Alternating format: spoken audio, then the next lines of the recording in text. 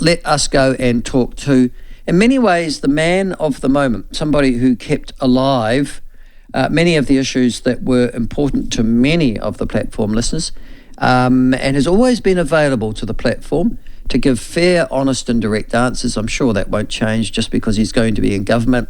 He joins us now, ACT Party leader David Seymour. David, welcome to the show. Hey, thanks very much for talking to us this morning. Appreciate it.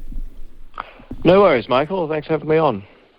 Listen, mate, I'm going to do something I shouldn't do, but I'm going to tell you. I voted for you, all right? This is the second time I voted ACT. I voted for you last election, and I voted for you at this election. And I voted for you because I wanted you to put some steel into the National Party, which I imagine is the reason why 9% of New Zealand did. Are you going to do that? Well, first of all, could I just thank everybody listening to the platform who voted ACT. We had a lot of public meetings in the last 3 years, and often I'd ask people, what do you trust or who do you trust for your information? And the platform always did well.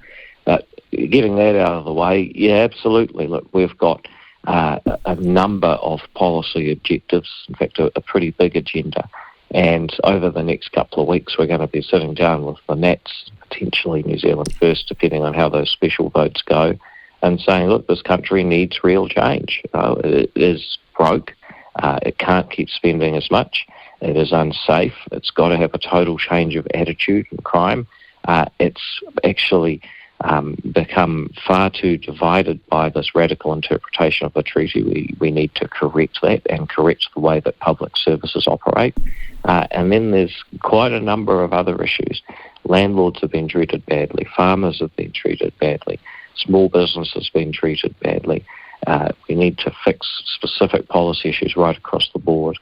And we need to start with a pretty dramatic reduction in crazy laws. The Natural and Built Environments Act, that's crazy.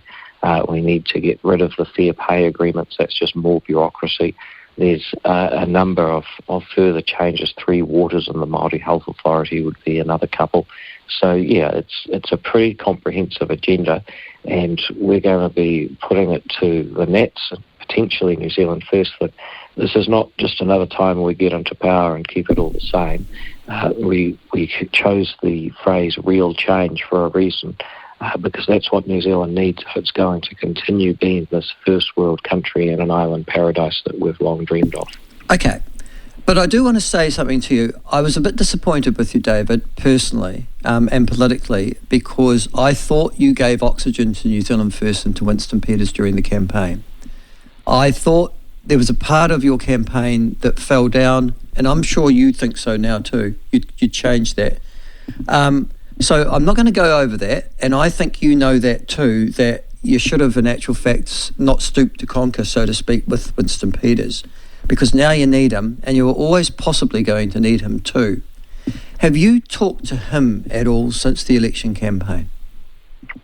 No, and I'll tell you something about our campaign, because people say, well, you didn't do as well on the night as the poll suggested a month beforehand. But if you look at that, we basically told the truth.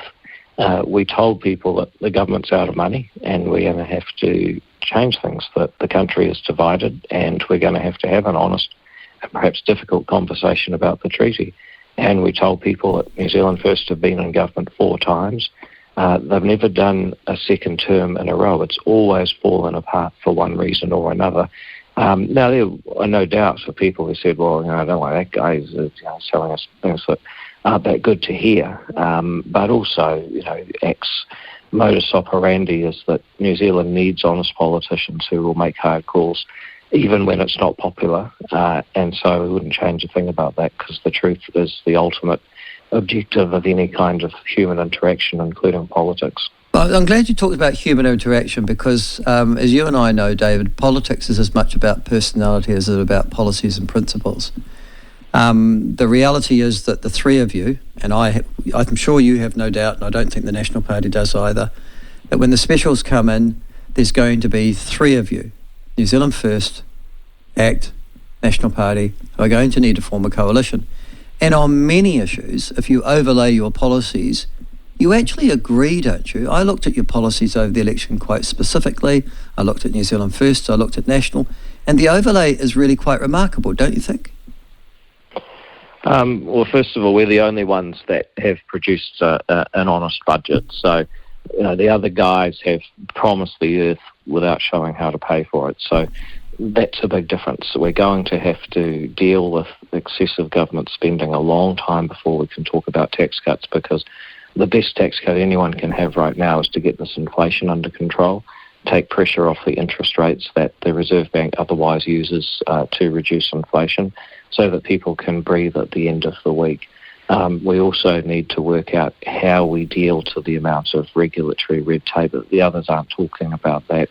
And then if you think about issues like the treaty, nobody else has said you've got to get to the heart of it, which is that the Parliament said there are principles, and yet Parliament has never defined what those principles are. Totally agree with you. Yeah. There may be things where you can say, well, that sounds a bit the same, but when it comes to managing the government's books, managing the red tape and regulation that holds people back, having an actual pathway back to democracy from this division brought about under the treaty, I think it's fair to say that Act is a bit different from the other two, and that's why we're going to have to work extremely hard in any coalition, which, by the way, I wouldn't deny the possibility that the Specials actually will leave Act and National with a majority. And I think most people would agree that that would be much better for New Zealand than trying to negotiate a three-way coalition, because it will allow us to deal with the policy issues decisively rather than, as you say, trying to deal with drama and human interaction. But, my view would be great. You'll get cannibalised on the right by New Zealand First over the next 3 years, and frankly, just politically, I'd try to take that out of the equation, David. You are going to have to try and win the next election as well, yeah? And therein lies a problem. Because when minority parties dance with the big people, the Greens apart, they tend to get crushed. How are you going to maintain a separate voice for ACT when you're 9% and National Party are 39%? Well, once again, I think the thing that, there's a number of thoughts from what you've said there. First of all, you mentioned the Greens briefly, then stopped, because I think that the Greens have actually, shown it's not necessarily true that being a smaller party in a coalition means that you get smaller. Even when Labor had their record result in 2020, the Greens actually grew after 3 years in government. So I'm not sure that it's true. I hate to use the Greens as an example of anything, but that's one thing they have achieved. And then the second thing is, I think what's going to reward governments is if New Zealand improves, if we get better policy settings. I think we've had a lot of political drama and, you're going to get cannibalised on the right or whatever.